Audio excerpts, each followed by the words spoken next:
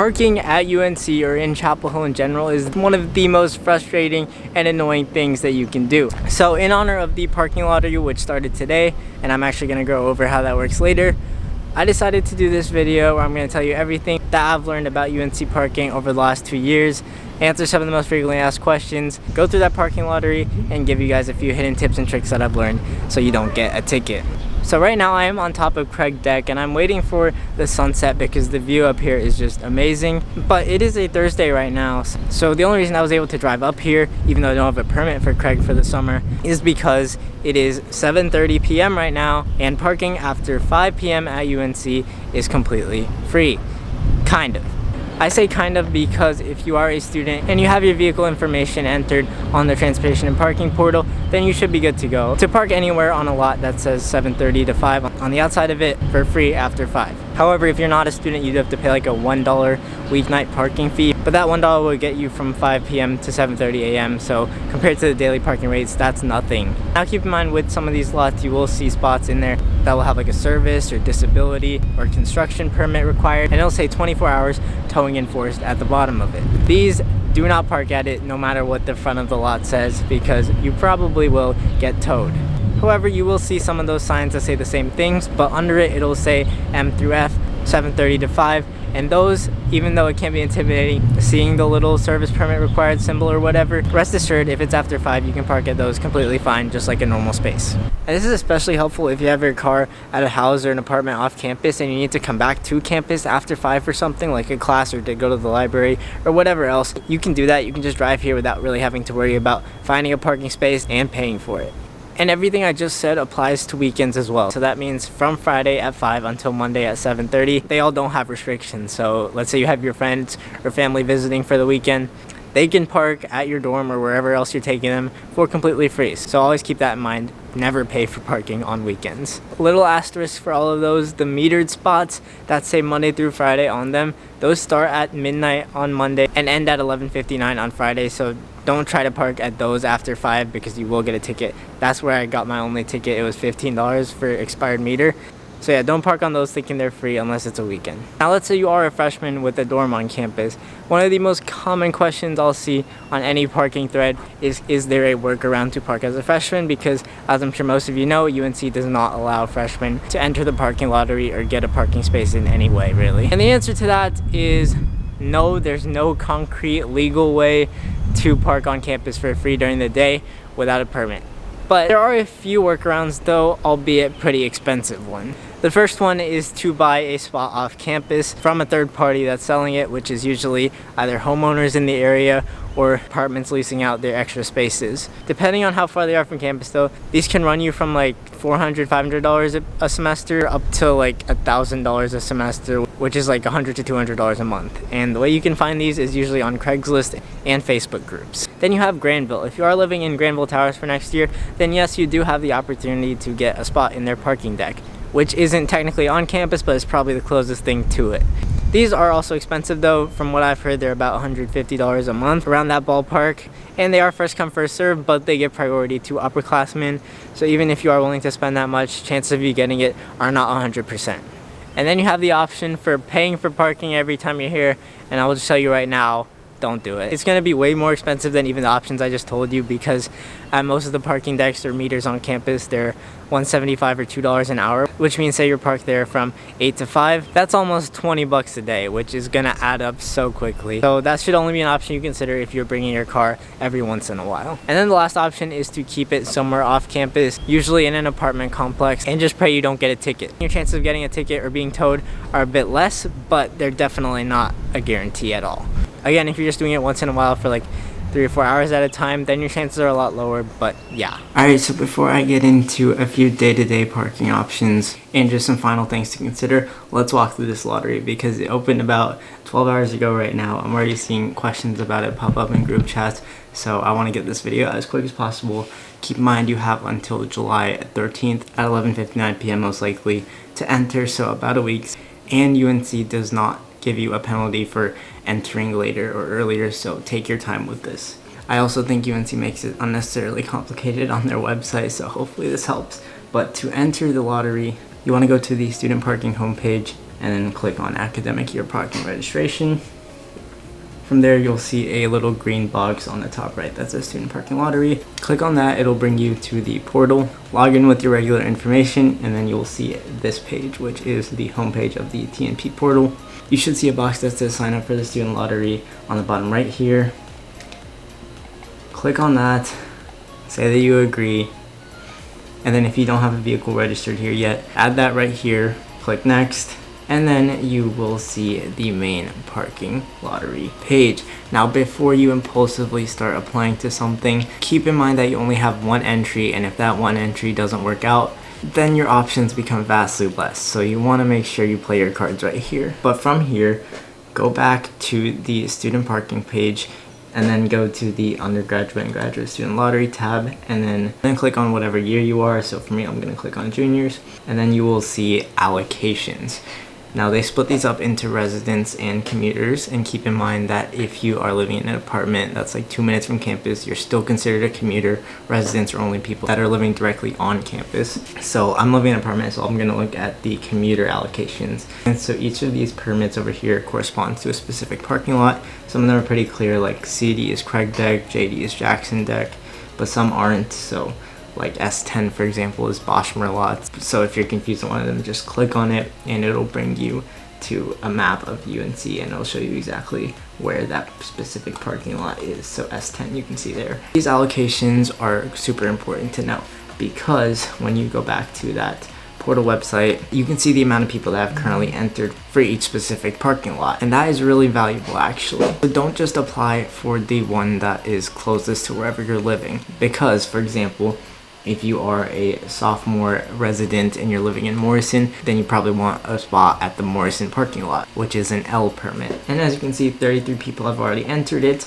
But when you go look at the sophomore resident allocation, there's literally 2 for L, which means already there's only a 2 out of 33 chance that you're gonna get it. And by the end of the lottery, that could go down to like 2 out of 200 or however many people apply for L.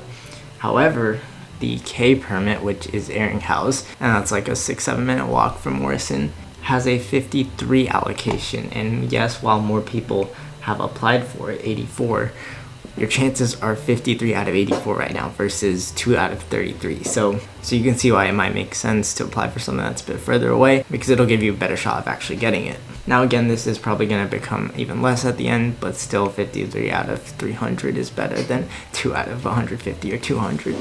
Now the reason that RR over here has such a high allocation is because it is located pretty far off campus. It's like a 6 to 7 minute drive, and you'll see that you can't even enter that one for the lottery because it's kind of made for people that don't win the lottery, because obviously it is wildly inconvenient to have to take a bus to get to your car every single time. So if you don't win but you absolutely need your car in a relatively close proximity to where you are, this is probably what you're gonna have to end up getting. If you're a commuter though, there might be a chance that they give out some S11 permits, which are down on South Campus in Manning Lot over here after the lottery is over as well, but I'm not sure if that was just for COVID, because they definitely did it last year. And another thing to keep in mind with these is that the parking decks are going to be a little bit more expensive than the regular surface lots. The regular ones I think are like $350, and the decks are going to be about $450 just because they're gated, so there's more privacy. And obviously having the cover there is nice. So make sure you know that. And RR lot is like $250 because it's a lot further. But yeah, essentially just look at the allocations for whatever your classification is. Then look at the amount of people that have applied for them, and based on that, calculate the relative probability. It sounds like I'm doing a whole math equation here, but calculate the probability of winning it for each specific lot by doing the allocation divided by the amount entered. And then from there, use your own judgment to figure out which specific lot to apply for. So like if you think having a 10% chance of winning a spot that's right near where your classes are is more worth it than applying for somewhere that has like a 30% chance of getting it, but it's a 10-minute walk, then that's all up to you. So just go for it if you want. I personally won it last year because of COVID. I think a lot less people entered, so I had like a 50% chance of winning, whereas during regular years I'm pretty sure it's usually like a 20% chance. If you find anything above like 30 to 40% chance, then you're really lucky, but I don't think that's gonna happen. Yeah, if you do win it, you should get an email that looks like this. And then you can just log on back into the portal, click on get permits up here, and then you should see an option to pay for your permit, and then it'll be registered to your license plate. Last year they took away the physical permits that you hang in your car. Now it's just tied to your license plate, so as long as that's visible, you'll be good to go next year. But now let's say you don't need a spot for the entire year, the entire semester, and you're just coming here for a few days here and there. What's the cheapest option to park during those days? Well, I'll tell you right now, UNC is going to tell you that that option is going to be either Rams Head parking deck or Moorhead lot or Raleigh Road lot. And that is actually unfortunately kind of true. See, the thing is, UNC has been smart about this, and they've streamlined their on-campus parking so that metered spots are $175 an hour, Rams Head deck is $175 an hour, and some of the other pay lots you'll see on campus, which there aren't many actually, are $175 an hour. So you can park at those if you want, or if you're just going for like an hour or two, I'd suggest to stick with those and just pick whichever one of those lots or meters is closest to where you need to go. However, if you're gonna be keeping it here for at least like 4 or 5 hours, there are a few other cheaper options that you may want to consider. The best daily parking option I've seen on campus was last year. They added a $5 daily option, which was $5 that got you a spot in a lot that wasn't that far from campus. One of the lots was this one that I'm at right now, Bulls lot, and you can just pay that through the Park mobile app. However, my suspicion is that they did that just because of COVID and like the increased amount of commuters coming just 1 or 2 times a week. So if I had to say, I'm like 90% sure that they're going to take that away next year. But if they don't, that's... Now hold up, because I just saw that UNC said in a Daily Tar Heel article that they're looking to have more on-campus semester and daily options next year. So I don't know if they're going to do the same thing again. If they do, that would be awesome, but I wouldn't get my hopes up. It might be something a bit different, or they might not do anything at all. Either way, if they do something, I'll update y'all in the pinned comment if I see something, because that would probably be the best option in either case. First one is parking at Dogwood Deck over on the medical/hospital side of campus. This one is $150 an hour with a $10 daily maximum, so technically you could leave your car in there from 8 to 5 and only be charged $10. But the catch with that is that you have to technically be a hospital employee or visitor to park inside of it. I don't know how often they check this though. I've heard of a few people being able to slip by this. I've also seen on Reddit and stuff that people have gotten ticketed for parking there. I've done it once and nothing's happened, but if you don't want to risk that, then I think the safest, best legal option is to park on Rosemary Street. Rosemary Street is one above Franklin Street, so it'll be a bit of a walk to campus, but there are buses that you can take to make that quicker. And Rosemary Street, most of the meters there are $125 an hour. If you parked here the whole day, that's like $5 that you can save. So especially if the place that you need to go to is a bit north campus, definitely consider parking on Rosemary. But if you don't want to pay at all, then your best option is to probably risk it at an apartment complex. Make sure you choose an apartment complex without assigned spaces, otherwise you will for sure get towed. That is definitely not foolproof though. Do that at your own risk. Also, I guess if you are feeling really ballsy, you could just park on campus for however long and just pray that one of the permit reader trucks doesn't come by during that time. But chances are they will, and you'll end up like this guy. I saw that happen right in front of me earlier today. And keep in mind that I was at like 3:40, which is only 20 minutes before the free weeknight parking starts. So yeah, Chapel Hill parking enforcement has gotten a lot more strict over the past 2 years, I think, unfortunately. Okay, so yeah, as you can see, if you win the lottery, your life becomes a whole lot easier. But if you don't, you got a lot of obstacles to cross. A few tips that I've learned over the last 2 years and just things to remember. The first thing is such a small thing, but it triggers me so much when I see people do this. But do not park at Rams Head over the weekend. Just don't. There are literally lots right next to Rams Head or literally any of the other decks on campus that are free over the weekend. UNC keeps Rams Head open 24/7 just so they can capitalize on people that look at the visitors website, see that it's the main visitor parking lot, and don't realize that weekend parking is free at UNC, so they get them to pay for that. Same thing goes for after 5 on weekdays. The next thing, first of all, look at that bell tower. Isn't that beautiful?